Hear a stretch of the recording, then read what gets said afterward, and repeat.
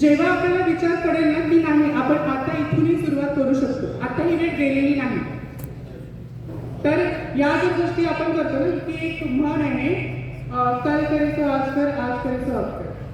पण आपण करतो का? आळशीपणाला खूप विचार करतो की ठीक आहे ना, म्हणजे शाळेला जायचं आहे 10 वाजता, तर आपण 8 वाजता उठून तरी आपण तयारी करून निघू शकतो. पण आपण हा विचार करतो का जर आपण 6 वाजता उठलो तर आपले इतर कामं, सकाळी उठल्यावर जो अभ्यासाचा श्रम असतो ना तो काय होईल ना, जर सकाळी उठून जर तुम्ही रिव्हिजन करत जा तर तुम्हाला ते लक्षात येतं. पण आपण याचा उपयोग कधी करतच नाही. काय करतो, ठीक आहे एक्झाम येईल ना, उद्या एक्झाम आहे, आपण आज अभ्यास करायचा पेपर सोडवायचं, काय सोडवायचं ते पेपराला म्हणजे पेपर चेक करायला होतं. मग आपल्याला काय म्हणतं की आपल्याला मार्क एवढे कमी आले. काय येतात कमी? आपण किती अभ्यास करतो, पेपरच्या आतला एक दिवस अभ्यास करून भरपूर होतो आपल्यासाठी, आपण तोच अभ्यास पेपरमध्ये सोडवतो ना, मग आपल्यासाठी पुरेसं आहे का? मग आपण काय करतो, नुसतं वाचन वाचन वाचन वाचन वाचलेलं काय होतं, एक म्हणतात वाचल तर वाचल, नुसतं वाचन केलेलं होत नाही, ते कितपत आपल्याला समजतं वाचन केल्यानंतर ते आत्मसात करून घेऊन जर तुम्ही एक्झाम सोडवत गेलं तर काय होईल, तुम्हाला त्याचे नोट्स बनवता येतील स्वतः. म्हणजे कुठलाही एखादी विषय अडचणीचा असेल तर तुम्ही शिक्षकांशी संवाद करून किंवा बोलणं वगैरे करून तुम्ही त्या गोष्टी काढून घेऊ शकता की आम्हाला हे गोष्टी समजत नाही आहे किंवा जमत नाही तर तुम्ही मला परत परत शिकवा. नसेल तर तुमच्याकडे छान फोन आहे त्याचा वापर करा. आज फॅशन डिझायनिंग झालेली मी आहे, फॅशन डिझायनिंग माझ्या स्मार्टफोनमधूनच केलं आहे, कुठलाही पैसा भरलेला नाही किंवा कुठेही फॅशन डिझायनिंगचा कोर्स केलेला नाही. आज लाखोने आपल्याला फॅशन डिझायनिंगसाठी कोर्स करावा लागतो, पैसे देते मी. तुमच्याकडे छान उपलब्ध गोष्टी आहेत, फोन स्मार्टफोनमध्ये सगळ्या व्हिडिओज येतात, यूट्यूबवरनं गुगलवरनं अनेक व्हिडिओज येतात, त्याच्यावरून तुम्ही सुरुवातीपासून शेवटपर्यंत शिकू शकता. एकदा जर बेसिक नॉलेज तुम्हाला जर आलं फॅशन डिझायनिंगचं तर काय होते, तुम्हाला पुढच्या अडचणी किंवा जे नवीन काही असतं ते शिकायला फार अवघड जातं नाही. आणि मुलांचं असं आहे की मला वाटतं इथे शेतकरी लोक पण बसले असतील बहुतेक, तुम्ही फार्मिंगमध्ये पण छान आपलं भविष्य करू शकता असं मला वाटतं. की नुसतंच नाही की नोकरीच्या मागे धावण्यापेक्षा तुम्ही काहीतरी बिझनेस टाकून तुमचा व्यवसाय करून तुमच्या त्या गोष्टी मिळवू शकता की तुम्हाला त्या भविष्यात तुम्हाला कुठेतरी कामात येतील. नुसत्याच नोकरीच्या मागे धावण्याची काही गरज नाही असं मला वाटतं. कारण आज 99% लोक पाहतात आणि व्यवसाय करायला जरा मागे पाहतात. कारण खूप लोकांची काय म्हणतात ते चुकीच्या गोष्टी आत्मसात करून घेतल्या की महाराष्ट्रातले लोक व्यवसाय करू शकत नाही. पण मला वाटतं की महाराष्ट्रातले लोक काही पण करू शकतात. आम्ही महाराष्ट्रातलेच आहोत. आपल्याकडे किती थोर संत आहेत, किती थोर महापुरुष आहेत हे महाराष्ट्रातला लाभलेले आहे. मग आपण नाही करू शकत का? आपण हा विचार करतो का? आपण खूप साऱ्या गोष्टी टाळाटाळ करतो, खूप साऱ्या गोष्टी टाळाटाळ करतो का? आज करायचं आहे नाही करायचं आपण तो विचारच करत नाही कधी की आपल्याला भविष्यात काहीतरी बनायचं आहे. आपण ध्येय साध्य करत नाही. जेव्हा आपण ध्येय साध्य करू की आपल्याला भविष्यात हेच बनायचं आहे, कुठलाही एकच मोठं ठेवा की मला हेच करायचं आहे, पण एक साईड बिझनेस असू द्या असं मला वाटतं. आजच्या युगामध्ये नुसतं एकच केल्याने होत नाही, काहीतरी एक साईड बिझनेस तुमचं जर असेल तर एक सपोर्ट तुम्हाला राहतं. म्हणजे एखादी स्तंभ काय म्हणते, एखादी कॉलम जर राहील ना, एका कॉलमने भरून होतं का? त्यासाठी 4 कॉलम असतात. जर एक रूम आपल्याला उभी करायची असेल मग त्या 4 कॉलमसाठी काय करावं लागेल, तुम्हाला 4 वेगवेगळे काम करावं लागेल. 4 वेगवेगळे काम नाही केलं तरी चालेल, कुठलाही एक करा, पण त्याला इतकं चांगलं करा की भविष्यात तुम्हाला पस्तावा नाही झाला पाहिजे की आम्ही काय म्हणते की हे विचार करून कुठेतरी चुकीचा विचार निर्णय घेतला असं नाही समजलं पाहिजे. मला वाटते इथे सगळे विद्यार्थी हुशार असतील आणि आहेत ते बहुतेक आहात ना, सगळे हुशार आहात इथे, सगळे 11वी आणि 12वीचे फक्त, म्हणजे इथे सगळे हुशार असतील पण प्रामाणिक असतील का सगळे?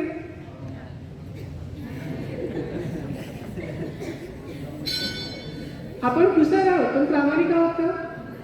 पण तुम्ही जर प्रामाणिक नसाल तर तुम्ही काहीच करू शकत नाही. कुठल्याही कामाशी, कुठलंही एक काम जर तुम्ही करत असाल तर त्या कामाशी तुम्हाला प्रामाणिक राहावं लागतं. तुम्ही काय करताय तो तुमचाच हेतू आहे, पण तुम्हाला त्या कामासाठी प्रामाणिकच राहावं लागेल, त्याशिवाय कुठलाही करता येणार नाही. एक मी सरळ सांगेल, जेव्हा 18 वर्षाचे मी होते आणि त्यानंतर मी घर सोडून दिला होता, 2 वर्ष मी घरीच नाही आले. काय होतं ना की त्यावेळेस मला माझ्यासारख्याच लोकांशी जुळून राहावं लागलं. म्हणजे एक रेल्वे स्टेशनवर मी होते आणि तिथे माझ्यासाठी काही टोळी आली, त्यांनी मला विचारलं की का रडतीयेस. तर मी म्हणजे त्यांना असं म्हटलं की मी आता थकले आहे घरी राहून, कारण त्याच गोष्टी कानावर येतात ना, ते असं वाटतं की नाही कुणी शिवा देत असेल ना तरी चालेल, ते आपण ऐकून घेतो. पण जे हिणवणीने आम्हाला शब्दाने म्हणजे बाकीचे इतर लोक बोलत होते त्यावेळेला असं वाटायचं की कानातून रक्त निघतं. कुठेतरी मन तुटलं होतं आणि निराशा झाली होती पूर्ण, आणि असं वाटलं की आता नाही, आता घरात परत जायचं की आपण घर सोडलेलंच बरं. तर मी सोडून दिला आणि त्यांच्यासोबत 2 वर्ष काढले. त्यांच्यासोबत 2 वर्ष काढत तरी मला एवढा एक्सपिरियन्स झाला, म्हणजे एवढा अनुभव झाला की आता असं वाटतं की नाही, हा आयुष्य इथले लोक जर हिणावते असतील ना तरी आपण त्यांना बळजबरीपणाने आपलं वर्चस्व स्थापित करू शकतो, पण तिथे नाही करू शकतो. तिथे कुठेतरी जेलमध्ये जर तुम्हाला 2 वर्ष कंटिन्यू जेलमध्ये ठेवलं तर कसं वाटेल? कसं वाटेल जर तुम्हाला जेलमध्ये 2 वर्ष ठेवलं तर? म्हणजे घराच्या बाहेर सायंकाळी पडायचं नाही, कुणीही फोन यूज करायचा नाही, जे आम्ही सांगू तेच कपडे तुम्हाला घालावे लागतील, जे आम्ही तुम्हाला बनवून देऊ तेच खावं लागेल. जेलमध्ये माहिती आहे ना वरण किती छान असतो, सगळ्यांना आवडतं तुम्हाला खायला, आणि रोज वरण पाहिजे का? कधी कधी बिर्याणी पण लागते ना, खायचे की नाही खायचे? वर्षाचा पहिला दिवस आहे, नाही खायचं ना? पार्टी वाटी केली की सगळ्यांनी? तर काय होतं की त्यावेळेस असं वाटायचं की कुठेतरी मला बांधून ठेवलं. 2 वर्ष मी एवढा त्रास सहन केला की आयुष्यातले 18 वर्ष निघून गेले तर तेवढा त्रास सहन नाही केला होता. म्हणजे गुरु शिष्य परंपरा असते, त्यात परंपरेमध्ये आम्हाला राहावं लागतं आणि तिथे जगावं लागतं. सकाळी उठायचं 5ला, उठून सगळ्यांसाठी जेवण करायचं आणि नंतर बाहेर पडायचं आहे. कुठे पडायचं?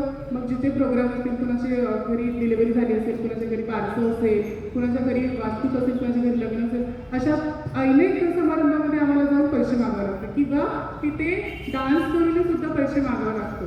त्यावेळेस काय होतं की लोकांची पाहण्याचा दृष्टिकोनाची जी मानसिकता असते ते फक्त हाताने पैसे देत नाही, कित्येक प्रमाणात त्यांनी वाईट गोष्टी करतात जे आम्हाला नाही आवडत. पण ते काय असतं की इच्छा नसली तरी ते करावं, कारण त्याच्यावरच आमचं पोट चाललं. जर आम्ही ते काम नसतं केलं तर माझं पोट भरलं असतं का? मी 2 वेळेचं जेवण केलं असतं का? कुणी मला आणून दिलं असतं? आज जर तुम्ही म्हणजे तुमची आई बाबा जर महिनाभर घरी होती तर तुम्हाला कोणी विचारेल का की तू जेवलंस का बाळा की नाही जेवलंस? रिलेटिव्ह 2 दिवस येतील, 4 दिवस येतील, 5व्या दिवशी ढुंकुनी बघणार नाही. कुठलाच रिलेटिव्ह असो की कुठलाच मित्रमैत्रिणी साथ देऊन देईल? आई आणि वडीलशिवाय दुसरा तुम्ही साथ देईल का? मग आपण काय करतो वयाचे कित्येक वर्ष, मग आपण म्हणजे हा तुमचा टर्निंग पॉईंट आहे. त्याच्यामध्ये तुम्ही चांगल्या गोष्टी पण शिकता आणि वाईट गोष्टी पण शिकता. एक खूप वाईट गोष्ट शिकता, म्हणजे काय म्हणून मी त्याच्याशिवाय किंवा तिच्याशिवाय जगू शकतो शिकता ना.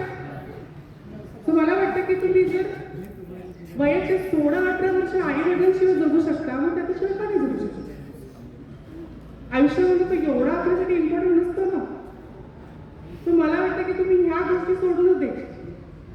गरज असते ती वयाच्यानंतर आपल्याला भेटते. लग्न सगळ्यांचे होणारच असतं. आमचं नसेल त्यामुळे तुमचं लग्न नक्कीच होणार होईल ना. मग त्या गोष्टीचा विचार न करता आपण काय करायचं? फक्त आपल्या भविष्याकडे लक्ष द्यायचं की आपल्याला काय करायचं. बोर होते का? नक्की हो असेल तर नक्की प्लीज सांगू शकता, चॅनल काही प्रॉब्लेम नाही आहे. तर तुम्ही जर ध्येय साधले तर काय होईल? ह्या गोष्टी सोडून तुम्हाला तुमच्या भविष्यासाठी खूप चांगल्या गोष्टी मिळत जातात. आज काय होतं ना की जेव्हा स्वीकाराची गोष्ट जर आली ना तर मला माझ्या आईला जवळपास 2 वर्ष समजावून सांगावं लागलं की मी काय आहे, माझ्यात कुठल्या भावना आहेत आणि मला काय आवडतं किंवा काय नाही आवडत, या गोष्टी मला समजावून सांगावं लागलं. कारण ते होतं की मला माझ्या आईसोबत राहायचं होतं, मला त्या समाजात जायचं होतं, म्हणून मी यांचं मन परिवर्तन करत होते. कारण यांनी जर मला माझा स्वीकार करतील तर मी या घरात राहू शकते. आणि मला त्याच घरात राहायचं होतं. मला त्या टोळी किंवा त्या समाजात जाऊन आपला भविष्य काढायचा नव्हता. म्हणून मला या म्हणजे माझ्या घरात राहून मला कित्येक गोष्टी सहन कराव्या लागल्या, सहन केले आणि त्यांना स्वीकारण्यासाठी भाग पाडला. मी या ठिकाणी आहे. मला इथपर्यंत येण्यासाठी अनेक गोष्टी कराव्या लागल्या. असं नाही की सहज मी आले, पण त्यासाठी तुम्हाला पण अडचणी सामोरं जावं लागेल. असं प्रत्येकालाच अडचणी येतात. थोडी असेल, जास्त असेल, कुणाचं फायनान्शियल जर खूप स्ट्रॉंग असेल ना, त्यांना पण अडचणी येतात. फायनान्शियली अडचण नसेल येत ना, पण बुद्धीच्या विकासासाठी खूप अडचण येतात. कारण ज्यांच्याकडे हा असतो त्यांच्याकडे हा नसतो, ज्यांच्याकडे हे असतं त्यांच्याकडे हे नसतं. सो ह्या दोघांना मॅच करण्यासाठी आपल्याला काय करावं लागेल? हा स्ट्रॉंग करावा लागेल, म्हणजे हा स्ट्रॉंग होतो. बरोबर? काय होईल ना की तुम्ही एखादी असं गोष्टी साध्य करू शकता जेणेकरून एखादी आतापासून सांगते मी की तुम्ही काम करायची गरज नाही, पण एक छोटासा जर तुमच्या अंगात जर कला असेल ना, कुणी छान कपडे शिवू शकतं किंवा इतर गोष्टी हँडक्राफ्ट करू शकतात, तुम्ही ते करून विकू शकता. हँडक्राफ्ट करून तुम्ही छान गोष्टी विकू शकता, जेणेकरून काय होईल, त्याच्यातून तुम्हाला काही मोबदला मिळेल आणि तुम्हाला पुढच्या शिक्षणासाठी त्रास नाही होणार. म्हणजे तुम्हाला स्कॉलरशिप मिळेल, फेलोशिप मिळेल, याचा विचार नाही करायचा. की भेटेल तेव्हा भेटेल, पण आता भेटली का आपल्याला नाही भेटली. मग त्यासाठी आपल्याला काय करावं लागेल? आपल्याला भरून तेवढा पैसा भेटणार आहे का? जर तुम्हाला राजनिदानी करायची आहे तर तुम्हाला किती? आजच्या घडी तुम्हाला 1 लाख रुपये भरावे लागेल. आत्ता तुम्ही करू शकता का तेवढं जमा? किंवा मुलांना पोलीस भरती किंवा MPSC पण द्यायची असेल ना, तुम्हाला जवळपास दिवसाकडे 5 ते 6 तास अभ्यासासाठी द्यावा लागेल. तुम्ही देता का तेवढा वेळ? आपण काय करतो? PUBG खेळतो, गेम्स करतो, बरोबर ना? आणि फक्त फोनवर बोलतो. बाकी गोष्टी करतो का? अजिबात करू. अभ्यास म्हणजे काय? फक्त जेव्हा कॉलेजमध्ये येतो आणि जो वेळ आपल्याला अभ्यासाला मिळतो तोच वेळ. तोही कितपत सरांनी शिकवत असताना ते कानात जाते की कानाच्या वरून जाते याचंही लक्ष नसतं आपण. कारण आपण सेट नाही केलं अजून माहिती की कुठे आपल्याला जायचं आहे आणि कुठे नाही जायचं. या गोष्टीमुळे काय होतं? आपलं भविष्य उद्ध्वस्त होऊ शकतं. तुम्हाला तुमचं भविष्य उद्ध्वस्त करायचं नसेल तर तुम्ही आज तुमचं पायाभरणी किंवा फाउंडेशन मजबूत करा. घराचं फाउंडेशन नाही म्हणजे तुमचा भविष्याचा फाउंडेशन सांगा, तो मजबूत करा. त्याच्याने काय होईल? तुमच्या इमारती मजबूत बनवत जा. तुम्ही किती कमवत आहे त्यापेक्षा, पैसे किती कमवले त्यापेक्षा माणसं किती कमवले हे खूप योग्य आहे. मला असं वाटतं की म्हणजे समाजात जगत असताना तुम्ही पैसे कमी कमवले तरी चालेल, पण माणसं जास्त कमवा. जेणेकरून काय असतं ना की आपण जेव्हा आपण जातो, वर जातो, किंवा किती लागतात तिरडी उतरायला? 4 लोक लागतात. निदान ते 4 तरी असे व्यक्ती असू द्या की आपल्याला कुठल्याही परिस्थितीमध्ये ते समोर येतील आणि आपल्याला मदत करतील. असे 4 व्यक्ती तरी तुम्ही तुमच्या स्वतःचे उभे करा. कारण काय होतं ना की मैत्रीण आणि मित्र हे वेळेपुरतेच असतात. काम त्यांच्या निघालं की त्यांनी सोडून निघून जातात. आपल्यासोबत कायम स्वरूपी नाही राहत. आपण अशी व्यक्ती निर्माण करायची की जिथून आपल्याला काहीतरी शिकता येईल. अशा लोकांच्या सहवासात राहायचं जे खरंच आधी खूप मोठे झालेले आहेत किंवा त्यांच्याकडून खरंच ज्ञान आपल्याला मिळू शकतं.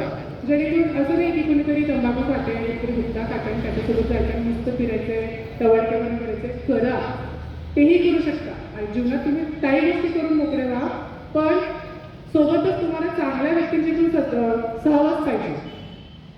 नुसतंच वाईट गोष्टीचा सहवास केल्यानंतर तुम्ही वाईटच होतं. तुम्हाला त्यातून काय घ्यायचं आहे? आता एखादी गोष्ट, जर तुमचे 4 मित्र जर गुटखा खात असतील आणि त्याच्यातला एक मित्र चांगला असेल, पण त्या चांगल्या मित्राला माहिती नाही की त्याच्याकडून काय घ्यायचं आहे आणि काय नाही घ्यायचं. कारण प्रत्येकच गुटखा खाणारा वाईट असतो असं नाही म्हणू शकत. सगळेच वाईट असतात किंवा सगळेच चांगलं असं म्हणू शकत नाही. तर त्यांच्याच लोकांतून आपल्याला काय घ्यायचं आणि काय नाही घ्यायचं तो आपला हेतू आहे. मग तो खाता म्हणून आपणही खायचं का? ह्या गोष्टी आपण नाही करू शकत. जो मला असं वाटतं की तुम्ही जेव्हा शिक्षणाच्या धोरणीतून जर तुम्ही जाता तर ह्या गोष्टी तुम्हाला विचार करायला पाहिजे की तुम्ही काय काय करता आणि काय काय नाही करत. आजकाल काय होतं ना की तुमची ओळख तुमची कमजोरी न बनता तुमचं ताकद बनवा. म्हणजे एखादी स्त्री असेल तर काय होते वजन वस्तू उचलू शकत नाही असं तिला वाटतं. पण जर ती विचार केली की मी 50 किलोची वस्तू उचलू शकते तर ती खरंच उचलू शकते. कारण आज स्त्री आणि पुरुष ही समानता आहे. समानता माहिती आहे ना? म्हणजे काय समानता म्हणजे काय? दोघांनाही सारखी वागणूक, कुठल्याही जातीचं, कुठल्याही लिंगाचा, कुठल्याही गोष्टीचा भेदभाव न करता दोघांनी सारखी वागणूक मिळणे म्हणजे समानता. बरोबर बरोबर ना? मग काय होते? जर ही समानता जर आपल्याला मिळत आहे आणि ह्या सगळ्या गोष्टी तुम्हाला आता मिळत आहे. सावित्रीबाई फुले जेव्हा स्त्री शिक्षणासाठी जेव्हा पुढे निघाल्या त्यांना कित्येक म्हणजे शेण दगड खावं लागलं तेव्हा तुम्ही इथे आलात ना. तुम्हाला सगळ्या गोष्टी सहज मिळतात. मग तुम्ही याचा उपभोग घेता का? अजिबात नाही.